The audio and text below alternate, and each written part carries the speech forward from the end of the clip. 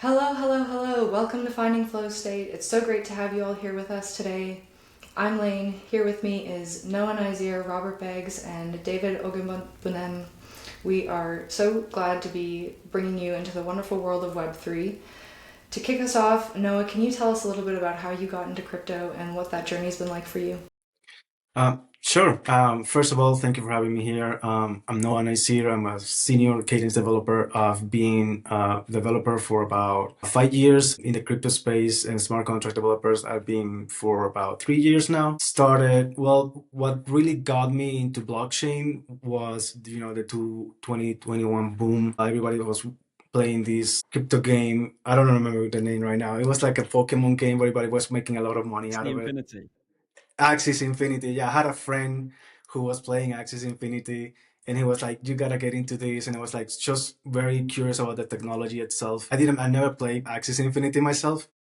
I just got into the technology, and I kind of wanted to learn how to use it and develop it. So I got into Solidity and learning how to develop smart contracts on Ethereum by myself, and then search for a job in the space. I had a lot of interviews with a lot of companies, and in the end, a I almost got a job for a company that's called Pineapple Workplace, and they are from Denver in Colorado, and they were building this NFT marketplace on Flow called On Gaia, and so they, even though they were valuing me for Solidity, they also were kind of like interested in whoever also had some Cadence knowledge. And so that's how I got into learning Cadence by myself. I did learn Cadence. I didn't get the job, but somebody else saw me on Discord channels, asking and doing stuff by myself. And they offered me a job to build an NFT marketplace on Flow for some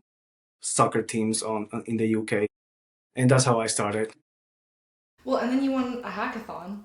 So then you were really, your name was up in lights in the Flow ecosystem, and you were like a local celebrity for a little while there, and still I, are.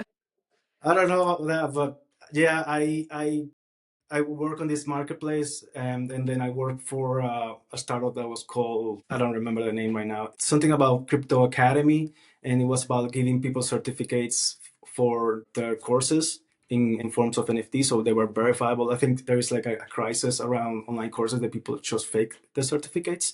So it was a good idea, and that team got a grant from Flow to build a DAO around that. In the end, it didn't work out, but that really got me all the knowledge I needed to participate in the Flow Hackathon.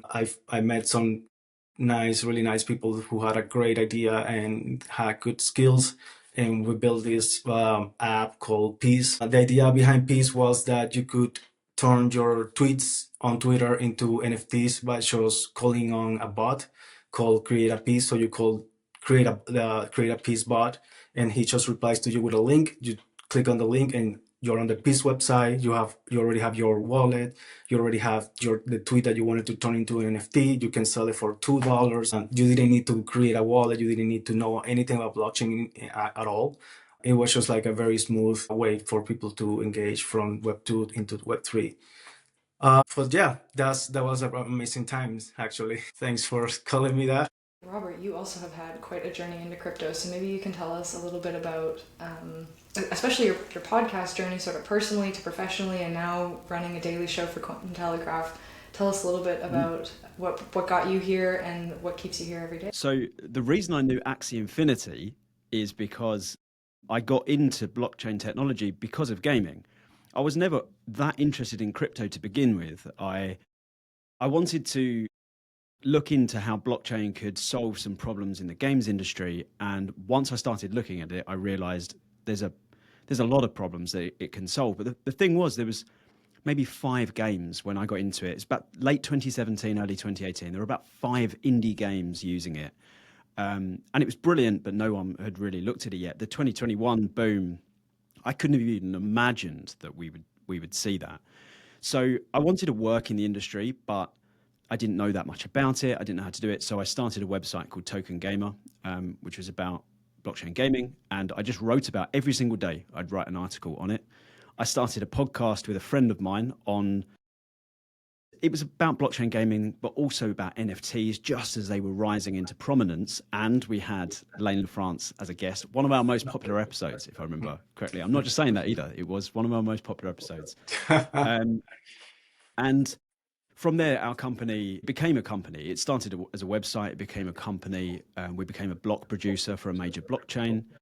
And we started producing dApps with grants. Not me. I'm not as technical as Noah. But we got people to help us create dApps where there were gaps in the ecosystem we were in, which wasn't Flow, unfortunately. I wish it was now, because the ecosystem we were in was much worse. But it went well, and we enjoyed the boom. And then as we came out of that, I realized that I love podcasting. I love doing something every single day. Like, I was always writing an article. I loved the podcasting. And then I spoke to somebody at Cointelegraph. They asked me if I'd be interested in writing for them. And then in my interview, they said, wow, it's like we're on a podcast. And I said, well, I have a podcast. And they were like, would you like another one? And then that's it. Like, I got the daily podcast called Rise in Crypto, still running now. We've just done, I think today was a 206th episode. So it's been going for a while now. And alongside the podcast, I work as a writer, a consultant to companies. I've consulted for Amazon, their Amazon Web Services. They started onboarding Web 2 companies into Web 3, and they needed consultants to help kind of smooth that. And I wrote the educational content for the game engine Unity. When they started looking into Web 3, they wanted to educate developers on why blockchain technology is important. So I started working with them. I also sometimes speak on stage, but I'm not very good at it. And I moderate panels as well of debates at various crypto events. So I think that's me. That's my full timeline.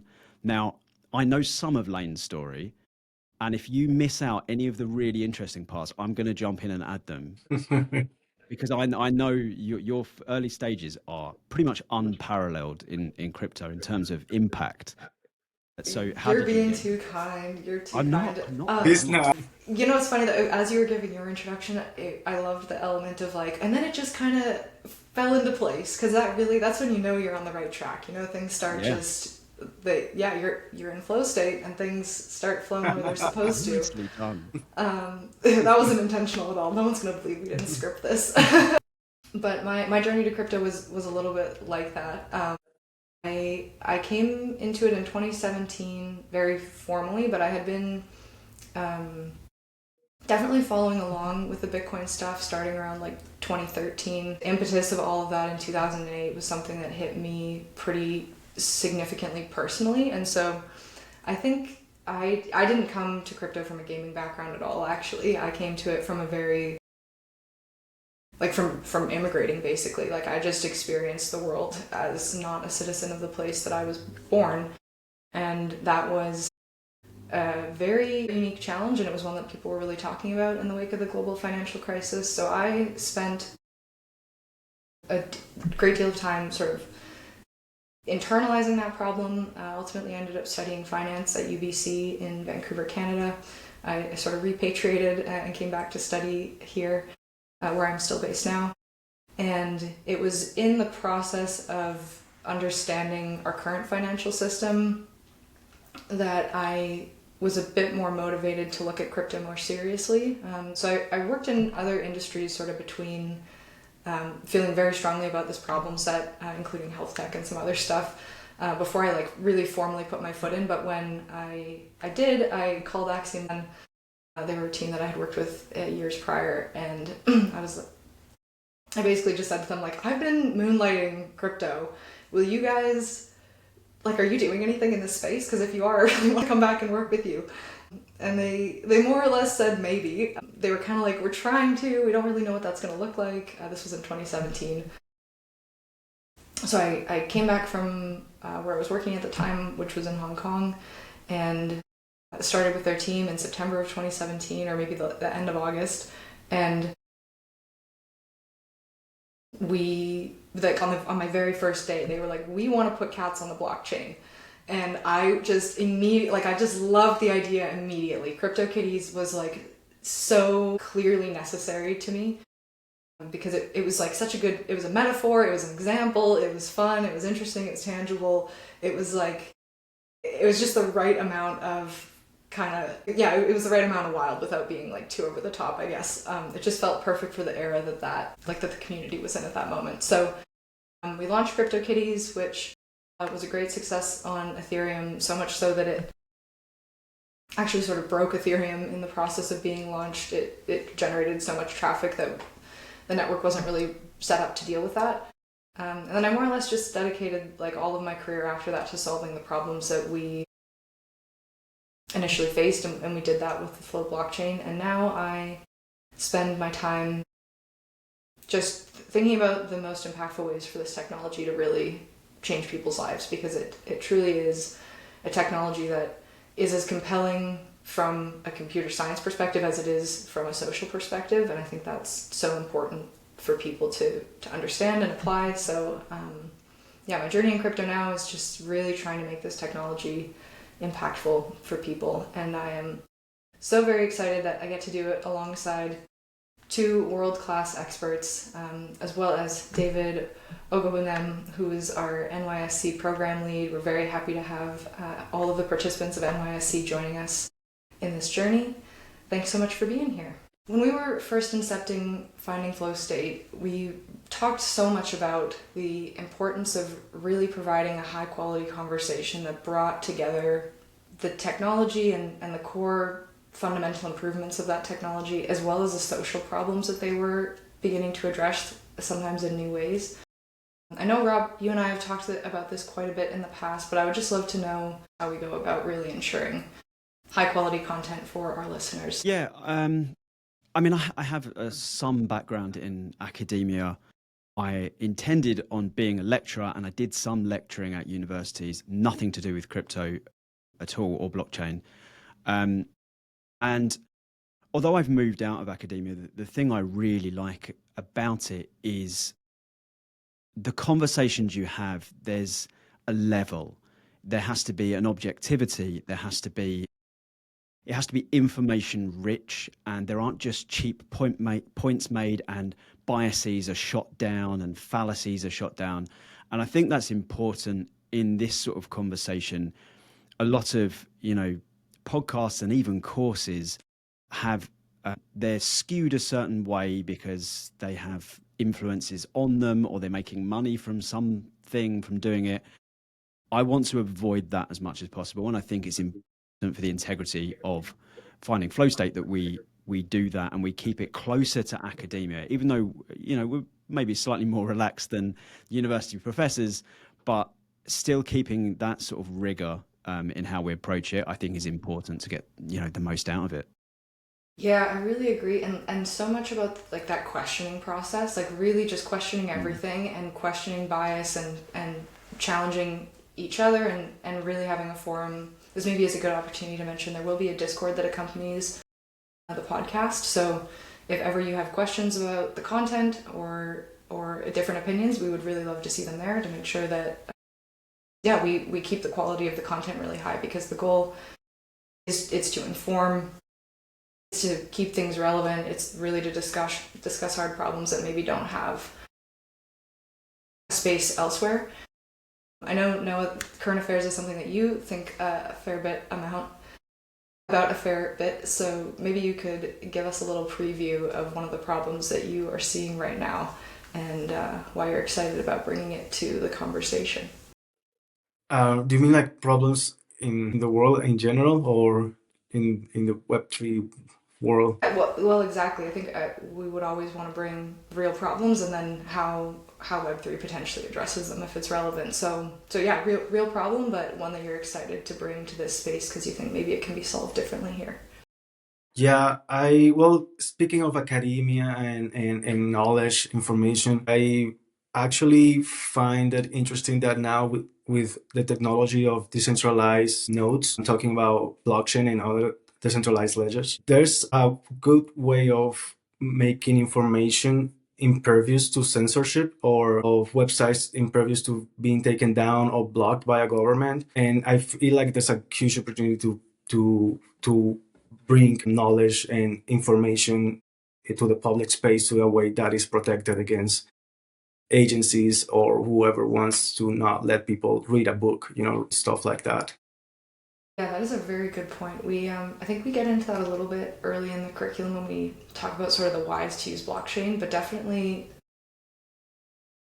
censorship resistant content is a super compelling use case for for academia, for peer reviewed articles, for social media, for news posts. Yeah, the value of having high quality verified content is super high in the age of ever expanding information. Yeah, definitely. So, over the course of this year and this course, we're going to be talking about different themes.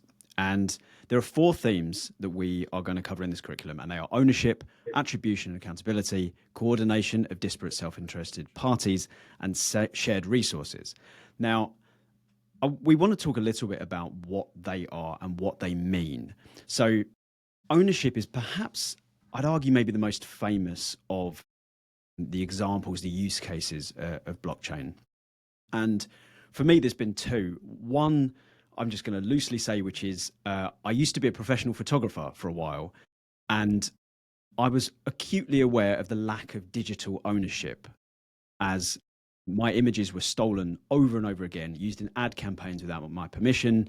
You have to go through legal battles and stuff. So I was very aware that there was no digital ownership and how useful that would be. But really, what I said attracted to me in the intro was gaming, and ownership was a big part of this. So if you look at games like any major game, really, Call of Duty, FIFA, whatever game, every single edition of that game, they will sell you skins, items for that game. People are spending hundreds and hundreds of dollars on these in-game items, and then a year later they release a new game and everything's defunct. You didn't own those things. They say you do. They say you've bought something and you own it and it's attributed to you. How is it? If they can take it back at any point with no recourse for you, no refund, they just take it away, the use of it is gone. That's not ownership. You didn't own that item.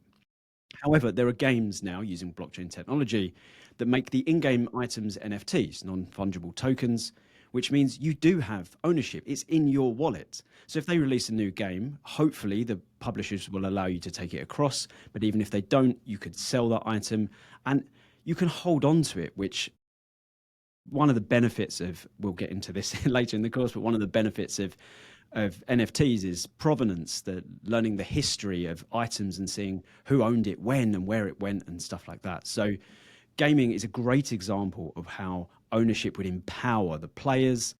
And I think it's just so valuable to see digital ownership affecting different areas. And gaming really is just one small example.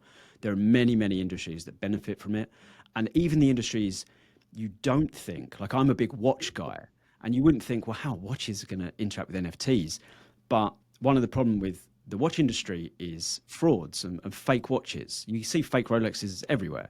And it can be, sometimes these Rolexes are so good that they are indistinguishable outside of using a loop and an expert to distinguish between a fake and a real Rolex, right? And the way dealers get around this is they say, we need box and papers, which is just the receipt and the box it came in, which is easily faked as well, easier than the watch. However, if you had a counterpart NFT with that original Rolex that had the Rolex serial number in the NFT, then the person who owns the watch has the NFT, they sell the watch, they sell the NFT with it. That is another form of digital ownership, and it's so, so powerful, and it can transform this industry. So it really does touch a lot of industries. Now, there's another area of ownership in gaming that is important to me, and I think that this is something that Noah knows a little bit more about, so I'm going to pass over to him. But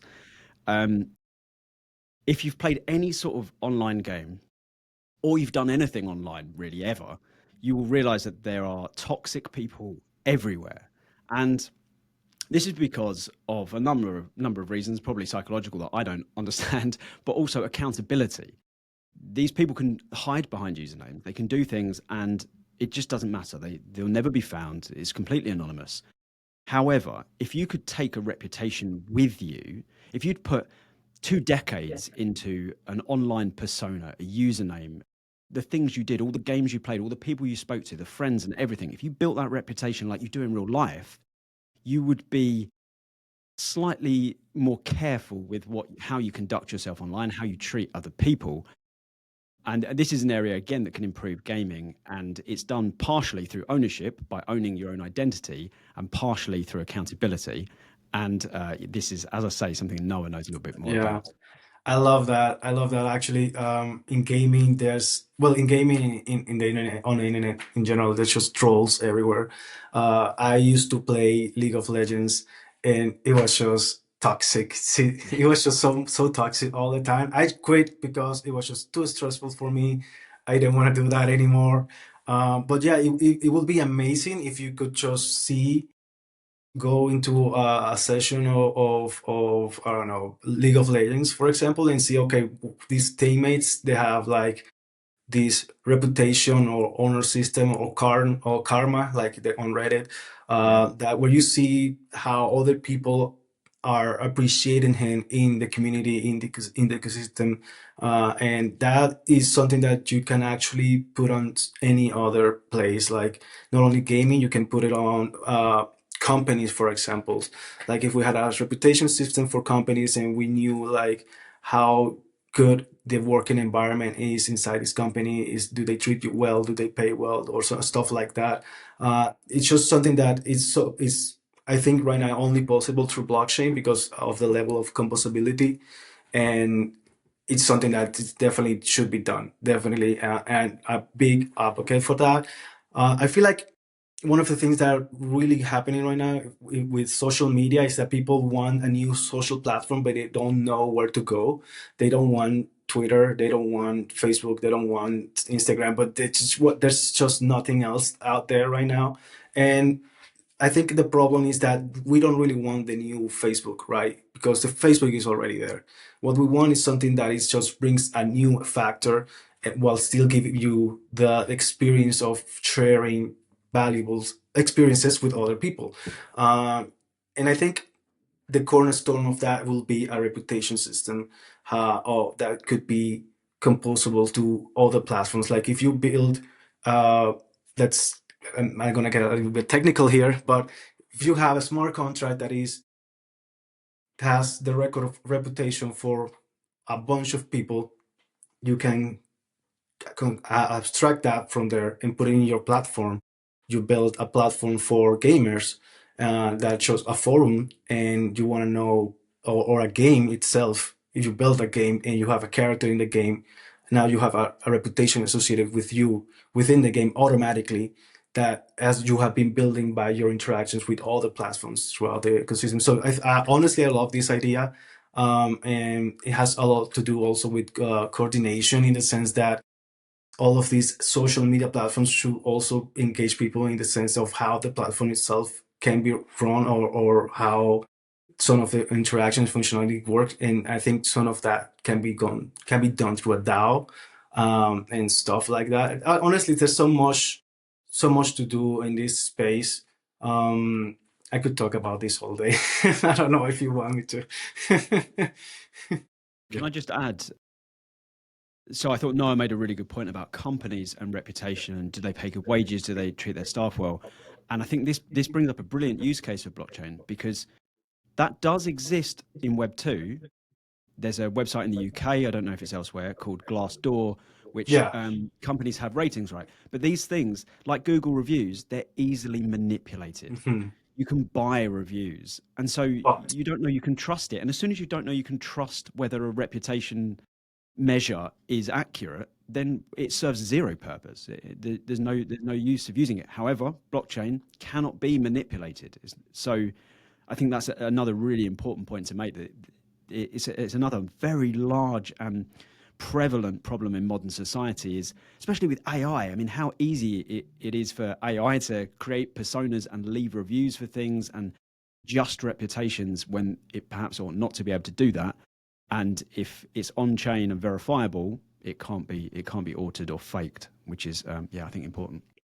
that makes me think a little bit about what you said before about, like, oh, if we have this NFT in this game that is representative of your skin, and now the company Ubisoft, let's say, makes FIFA 2029, and now you have to expect them to allow you to transfer your NFT to the new game, right? Like you're giving them the power to say, okay, you can bring the NFT from there to the new game, but if you don't, you can sell it on the marketplace. But I think that decision shouldn't be in their hands in the first place. Like there are ways that we can set rules with blockchain that will make that a decision for the people who likes the game.